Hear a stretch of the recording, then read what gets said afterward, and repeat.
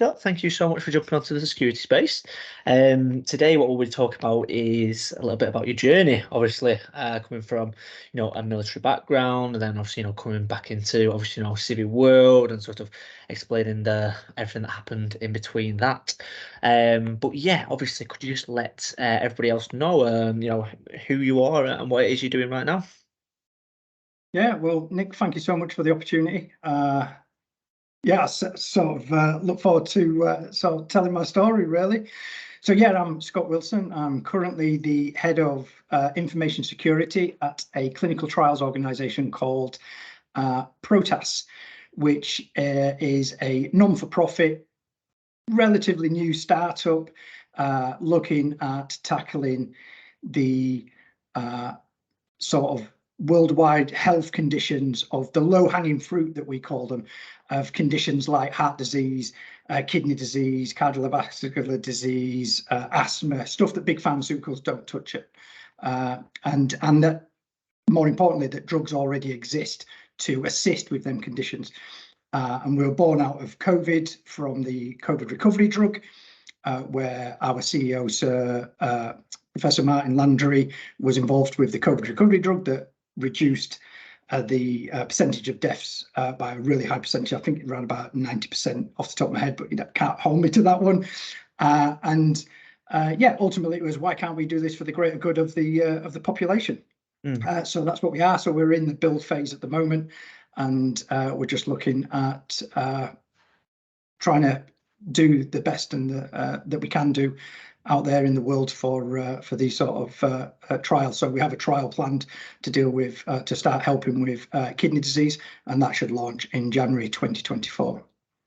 Brilliant. So, but that obviously hasn't always been your journey. You've come from a completely sort of different background. So, obviously, this whole cybersecurity career, obviously that's where we are in the present. But let's just sort of like take it back then. Where did it all begin then for you, Scott?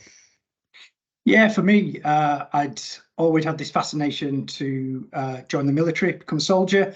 So at school, all I wanted to do was join the army. So from the days when they ask you, what do you want to do when you leave? I was like, I want to be a soldier. And I just had my mindset on joining the army. So I joined the cadets as early as I could, right at the earliest opportunity. And while I was in the cadets, all I could focus on was what could I gain from the military experience in cadets to set me up to join the army. So it was at the first opportunity. So what did fail, though, is it was at the consequences of my academic career, because all I could think about was, I want to be a soldier, I want to join the army. And I sort of didn't focus on the importance of passing my GCSEs and getting good grades. And that was real awakening for me when I was accepted into the military. And anybody who's been through that process will understand. You go and you take a test, which is known as the BARB test. It's a psychometrics test and some questions, and it sort of rates you on your competence of what you could do in the military. And I scored really well, and they said you could do all of these jobs in the army, from helicopter pilot, military police, electrician, mechanic, everything. And I had because I knew somebody who was in the military, I always thought I want to join the Royal Signals, get into telecommunications, be the vital link on the battlefield, as it was called. So that's what I'd set my heart on. Unfortunately, when my school grades came in, they said, well, all these jobs we said you could do because of that test, we have to take them away because they have entry standards, academic entry standards. So I was sort of forced into a more lower level job in the Royal Signals, which I really enjoyed. I became a driver lineman, as they were called. So we used to lay cables, lay telephone cables, connect up communication systems with cables. So there was no real technical element to it. It was just plug and play, or dig in the cables, fix the cables, or drive people around, because it was sort of a dual traded job. And I did really, really enjoy that. However, you realize really quickly that even in the military, you needed academic grades to be able to progress. And it was the military. I went through the era where the military started to switch its thought process about looking after its soldiers providing them with opportunities to improve themselves, gather grades. So I had to sit through what at the time was level 1, level 2 maths and English, because I'd never got a GCSE in that. And I sort of realised that I'd need to, if I wanted to progress, I'd need to start looking at training myself, educating myself, and refocusing on what school grades did I miss out on that I'd need to go out and get to allow me to progress while I was in the military. Yeah. Okay, so obviously, with that being said, then when did it sort of start changing for you then? So obviously you went into the military. Obviously, like you say, you were doing obviously, you know, a lot with sort of like the cables, networks, plug and play, like you say, there's a bit of driving and that. So when did you start to, you know, kind of move up the ranks? What happened? Was there a chance encounter where you were just like you had a conversation with someone, or there was a project where you were like, what is this cyber? I thought it was just in the Matrix. What's kind of what is this world? When did it start to change for you then? Well, so I joined the military in 1996, and I'd done multiple tours in Bosnia, and a tour of Northern Ireland. And I met my team leader in Northern Ireland who sort of seen something in me. So I call that the key intervention 1 in my career. Okay. When I met somebody that saw something that was like, why are you a driver lineman? It's like, you could do so much more within our corps. And I explained the grades. I'd since then done my level 1, level 2 maths and English, because you needed that for promotion. I'd been promoted to Lance Corporal. And this is the back end of the 90s. And I met, did the military put you through that, the maths and English, or did you do it yourself? No. So the level 1, level 2 was done through a military education centre, and that was planned and afforded an opportunity for me to go and do that during the time, because I picked up my promotion to Lance Corporal. To progress any further than that, you needed a certain standard. Right. So the back end of the 90s, I was working in Northern Ireland, and my boss at the time, on a career review, was just like, why are you a liney? You could be so much more. And he sort of offered me an opportunity to retrade to a more technical trade. Like you say, sometimes it's who you know, not what you know. And he had friends, so it was afforded for me to go have an interview, do a sort of aptitude test, and then offered an opportunity to become what was known as a radio systems operator on an old analog radio system back in the day, as it was. So yeah, I grasped it with both hands, and that sort of changed my career in the way that I say a key intervention. He'd offered me a new role. In my head, in the career I was in before, I could see myself being the RSM, so the guy walking around with a stick, telling people off for their haircuts, shiny boots, because that's the only really senior supervisory role, or not supervisory role, but senior appointment that I could have reached in the job I was in, the trade I was in. Yeah. Now I was an operator, it opened up a whole new raft of opportunities, technical opportunities, like the supervisor I just mentioned. And so I realized that I had to take stock of my own career and work out where I wanted to be. So I realized that rather than being the RSM or an officer in a support role, I could become what is known as a technical supervisor. For the signals, it was the yeoman of signals, which meant I would be the communications sort of supervisor stroke manager. And then if I became an officer, I could be a technical officer. This is well at the back end of your career, but I wanted to plan that route out. So I had to sort of diversify who I was, because I never had the longevity or the depth in the radio trade, because I'd just come across 7 years into a career, come across to this new trade. So I was competing with people that had done that from the day they joined.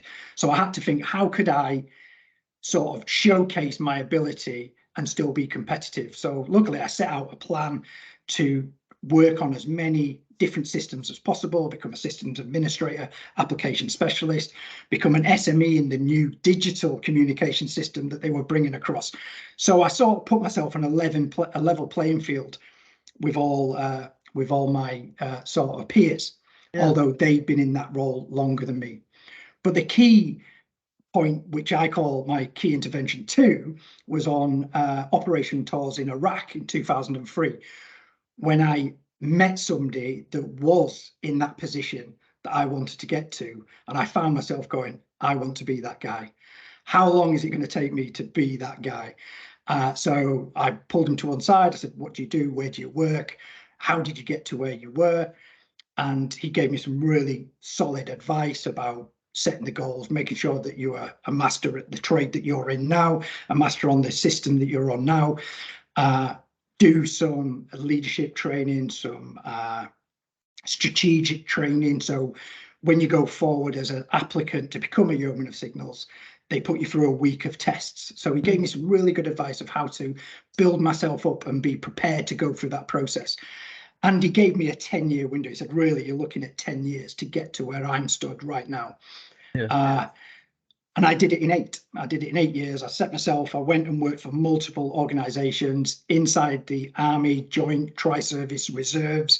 And I really diversified my tool set and the equipment that I'd worked on to put me at the best sort of opportunity of going on that yeoman selection, as it was called.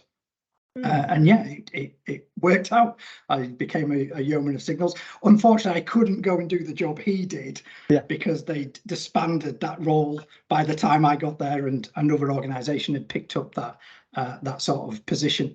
But yeah, that's sort of how I got into being a radio operator and working towards becoming a supervisor in telecommunications, because that not only did you do radios, you did strategic communications, tactical communications and satellite communications, all of which, as we'd switched to digital, had its digital networks, all that needed physical security, information security, cyber security, RAP. So you sort of started learning as the cyber world was growing at the same time. We were having to adapt our processes and frameworks to match within the MOD, although the MOD systems were always quite insular for the security piece and not really connected to the outside world. But yeah, it just sort of built up that experience that I had. Yeah. So there's a couple of things I just want to sort of ask you on. The first of which is essentially, you touched it twice there. So like there was just 2 chance encounters, and it's like people kind of say like, oh, sometimes it's who you know rather than what you know. I think most of the time now it's who you know rather than what you know, and it's not a bad thing. That it's just having your own internal network. Like that's just the way it is, which is why I think like people leaving the military and coming into civil world, it's so important to have that network. And it's the same for going into any field. I say it to sort of graduates that are coming into security. You've got to get yourself known, go to meetups, go to events, get yourself out there on LinkedIn. You just got to create that network, because you don't know where your opportunities come from, so you've got to have your net out to all these different sources. So like when you was moving over then, once more, another transition that you went through, all these these are planned transitions for you, so they're normative transitions. Were you always sort of in the back of your head like thinking, right, I've got to like have a network here, or were they more non-normative in the sense of like when you was leaving the personally, do you know what, without patronizing, do you know the difference obviously between normative and non-normative transitions? No, I don't. No. I imagine you mean the ones that you expect to be doing, and then ones that you don't. So I've not precisely. heard it put in that tense before, but Yeah, so well, basically, when you was leaving the military, then that's obviously I hear a lot is it's quite a scary time. It's like a time in which you don't really know where you're going to end up. So what was your transition out of the military like? Did you kind of have a plan, or what kind of happened then? yes, I definitely had a plan, and the emphasis on had. So I transitioned during COVID, which no good plan survives contact with the enemy, and this time the enemy was COVID. So I planned probably 18 months out. I made sure I was in the right geographical location in the country, which took me a long time to secure, but I secured it. I family stability, bought a house, settled relatively close to where I was. I knew exactly what I wanted to do, where I wanted to work, and in what sort of domain sphere I wanted to try and attempt to get a job in. Yeah. And the army is really, really good at putting you through a transitional period. So you start working back 6 months out, you should be solely concentrating on what you're going to be doing, what courses you want to run through your career transition partnership workshops, all of that. They fund courses that you can go on. We have enhanced learning credits to help us do some really big hitting courses that might cost a lot of money. So I had all this planned. I had a spreadsheet, a day-by-day spreadsheet of what I was going to do. I had the sort of work placements with industry to go out and have a test through my networks and through my friends. I joined lots of networking events. I had everything sewn up. In my mind, it was going to be like my career. It was well planned and I was going to deliver. But COVID struck. So all of that went out the window. Everywhere was shut. There was no transition. There was nobody to talk to about money. You couldn't go and stay in hotels. There were no courses. A lot of things, it was pre even the moving a lot of things online. Yeah. So yeah, I was a little bit stuck. And the military, being the military, told everybody that anybody that was due to transition didn't have to leave. They could stay until they were ready to leave or COVID was over. I was still within my service time, but I chose to do what I've always done, put my hand up and say, if you need me, use me. So I ended up as a military liaison officer over in Merseyside, working on COVID delivery. So some of them, as bad as it sounds, the mobile mortuaries and the mobile testing units that we placed in. But I was there for about 16 weeks, and not to go down a COVID rabbit hole, I came to a realization that I was just putting off the inevitable. So I decided to leave anyway, even though the market seemed really dry and the recruiting tap had turned off. I said, you know what, I'm going to leave anyway. So I came home as planned. I left the military with no pomp or ceremony because everybody was remote at home, stay at home. It was still through a lockdown. And I started looking at what I could do, what was available. Some people were still recruiting on a whole. There was lots of advertisement for jobs, but there was no process to back them jobs up within the companies because everybody was remote. So yeah, I found my transition out of the military smooth as ice because there was no process. It was pack your room up, go home. Thank you very much. Thank you for your service. Off I went. The transition into finding my new role, I found really, really difficult. There was lots and lots of failed attempts. There's lots of, and I was targeted. I've never done a blanket CV to multiple. I targeted my CVs to each and individual role. I did a cover letter. I highlighted everything about myself. And to be fair, I got nothing back, like not even a rejection. It was into the ether and gone. So that I found really worrying. I found like it was a really tough market. Because when there was a successful one, I found that they were quite reluctant to take on a military person because I had no corporate experience, and I wasn't quantifiable in their eyes of being experienced to do that role. Why do you think that is, Scott? Why do you think that is? I think it's about not being able to talk the talk. I think it's about, and I was guilty of it to start with, is presenting our, as KSE, as I call it, knowledge, skills and experience in a military fashion that industry doesn't understand. So the key factor is, how do you translate what you have to offer into words and processes that they can grasp and understand?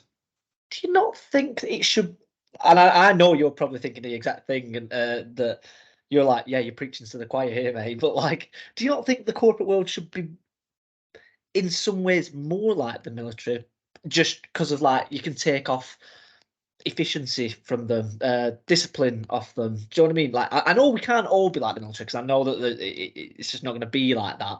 But there is some essence, like you shouldn't be seen as a negative that you come from that sector, which it's just a bit backwards to me. I don't know. What do you think? No, I agree. There is. I think it's just all down to awareness, education in what we can, because you don't get you do get specialists because each and every one of us will be trained in some sort of specialist tool. But what you do get is you get that specialist with a raft of generalist knowledge.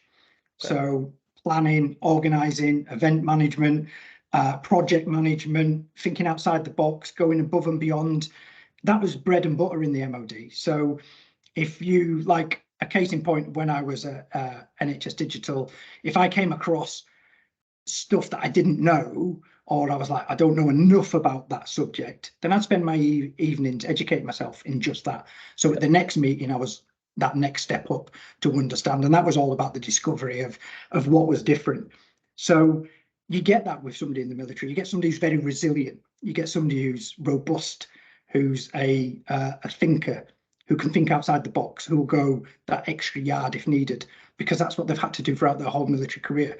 Yeah. So yeah, I think any type of veteran in any role would be a benefit to any organisation, and we're quick learners as well, because in certain roles and peacetime roles, every day could be the same, but in wartime roles, every day was different. So you have to think on your feet, you have to adapt, and you have to improvise, and you have to overcome. So yeah, I think there's a lot to be said for veterans in the community. I think in my case, and this was a good point, is I'd set my bar really high from where I come from, where I wanted to be.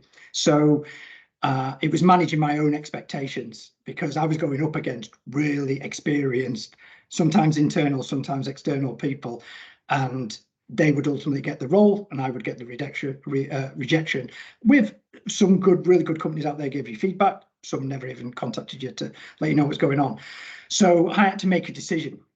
So I had to manage my expectations, like I said, and I decided to reevaluate where I wanted to be and look at where I could probably get to during COVID to give me peace of mind and allow me to understand the corporate world outside the MOD, and ultimately push down the military on my CV, which is luckily what I did with securing my first role with NHS Digital as a cybersecurity consultant technical, as a permanent role, which was fantastic. And yes, it wasn't exactly the high senior management role that I wanted, but it was a management role with no people to manage, which I found out once I joined. But yeah, it was fantastic. It was my training wheels, as I called it, or one of my friends called it. I thought that is exactly what this role is going to be. It's going to be my introduction to civilian life, and it's going to be my training wheels within the cybersecurity domain outside of the military. Yeah, and just to come in on that, so to empathise with you, it sounds like through no fault of your own, but like that is pretty much the hardest market you could have walked into. A, everybody knows that the COVID market was tough, but then B, coming out of a security role in the military, coming into the civil world, because it's that in itself, the second point, is tough anyway. But the fact that you have all these people that have lost a job in COVID, like all these security managers, all these security consultants, that you'll essentially be competing against, when again, like you say, the military isn't as attractive as an option as, like you say, if they're coming from a KPMG or a Deloitte, for example. So that in itself, you've probably just got the hardest market ever. So like you say, the fact that NHS digital role came about, I bet you were over the moon with it. Do you know what I mean? In the sense of like, oh yeah, I've got it right. I'm on the right ladder now. I've got onto the next ladder. Yeah, I may be down a rung or two, but talk to me about where you are now and how that NHS digital role actually helps you kind of climb into the world then.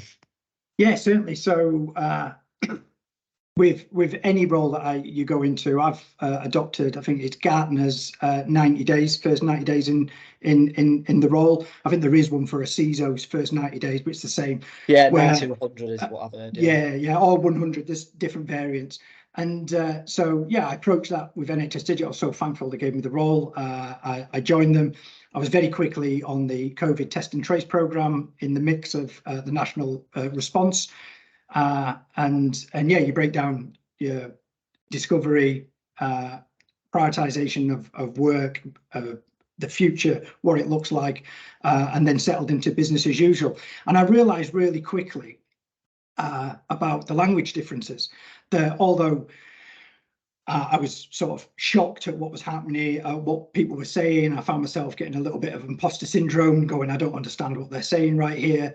But as I eased into the role and you started to understand the language, then I realized that it's very similar to the military processes, frameworks, methods, like all the ISOs, NIST, what was I say, ISO, NIST, and the OS Top 10. It's all the same stuff. It was just in a different language. And especially when I started working in risk, business continuity, and change management, I was like, this is all the same. It's just a different framework, a different tagline, a different label, but the processes and the method and the way you would work through them, all the same. So that then gave me the confidence that I knew what I was doing. I was making a positive impact within NHS Digital. So I realised what I was missing, which was the managerial piece, having a team to manage, coach, mentor. So I filled that void by going off and doing some volunteering, but it led me to decide that the NHS wasn't the right place for me, NHS Digital. And I was going to put myself back on track, reevaluate where I wanted to be and go out to market and find that job that I really wanted as I transitioned from the military. And I found myself applying and being successful to interview for a number of roles.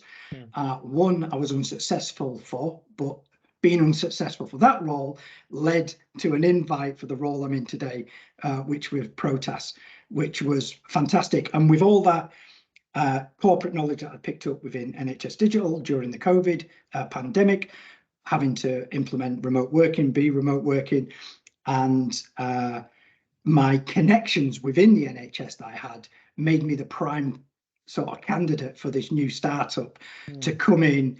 Not only did I have a military background, a security background, I had the KSE, as I call it, key skills and knowledge, knowledge, skills and experience, that they were looking for.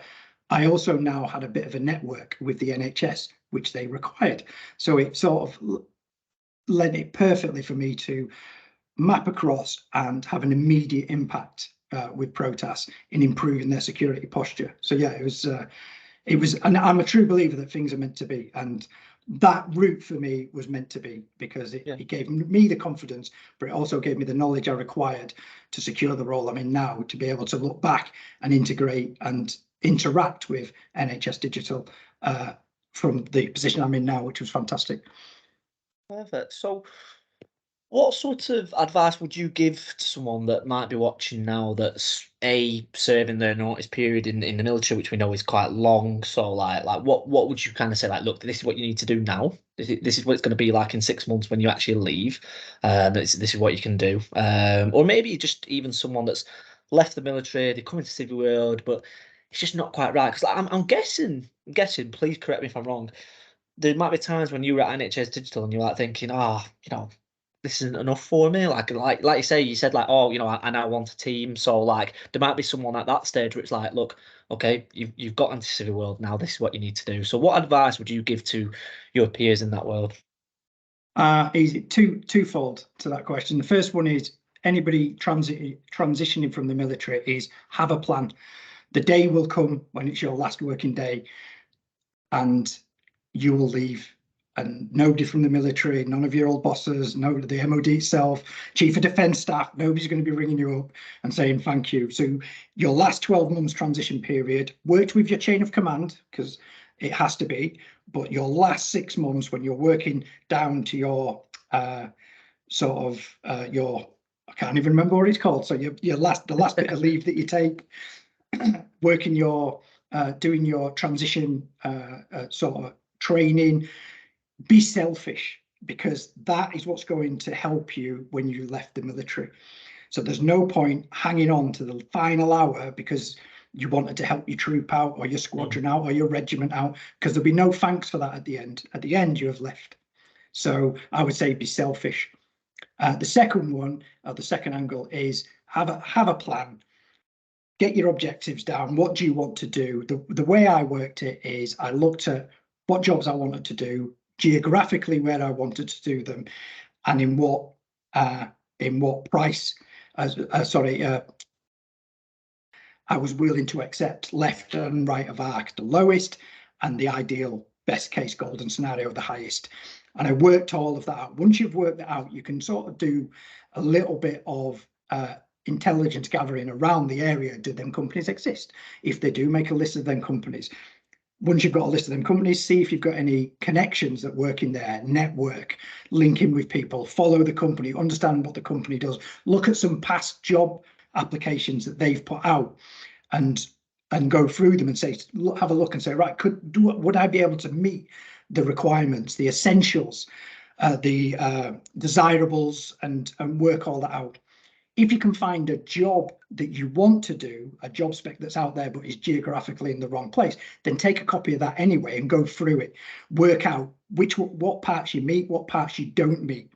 And then what I did, because a lot of people that come from the military, we won't hold the civilian qualifications that somebody has had in the civilian domain for years and years, because a lot of them you have to pay subscriptions for, and they're not required in the military. So nobody's going to be a lifelong member of ISACA or IC2 Squared, because that costs a lot of money for no benefit when in the military. I would also say, though, you don't want to be just doing them the month you're leaving the army, because it shows that you've only just qualified. So have a plan around them. But what I did is I went through the CVs, I marked off the points I met, and I highlighted in a different colour the points that I didn't meet in essential qualifications or experience. And then I worked out of all of my 20 or 25 years worth of experience, what experiences could I link to that essential bit, and in interview how I could show that I don't have that key experience, but I've got all this experience that actually touches on multiple levels of what you're looking for, and you just demonstrate how you can do that. And that was it. And then the key factor is know your worth, know what you want to do, and don't compromise.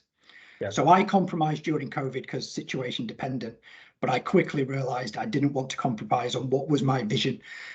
So in today's money, I'd say if you know that you are valued, knowledge, experienced in a certain domain, and you want to aim up here, then aim up there and don't falter. And another one, unless you want to, don't be forced into a project management box. Because a lot of the transition workshops and a lot of advice out there is military project management. Do project management if that's what you want to do. If that's what you want to do, and you've got your APMG and you've got your Prince 2 and you want to be a project manager, go and do it. But if you don't, then don't be forced into it. Actually, if you've got an idea that you want to become information security or cyber security or IT help desk or anything, whatever it is you want to do, then stick to your plan. Just work backwards of what you need to be, what you need to do, and how you're going to get into that role. And like I said right at the start, having somebody that's in that role to look at as an example and work back from them is the ideal way. And don't be afraid to ask for help. So yeah, definitely. I'd say that would be my advice. Absolutely, some brilliant points there, Scott, and not just at the end, but like all the way throughout. Some really golden nuggets of information there. So if anybody has any questions for Scott that they want to sort of direct after this podcast, I'll be sure to put his information below so that you can reach out. But yeah, once again, Scott, thank you so much for jumping onto the Security Space. Thank you so much for the invite, Nick.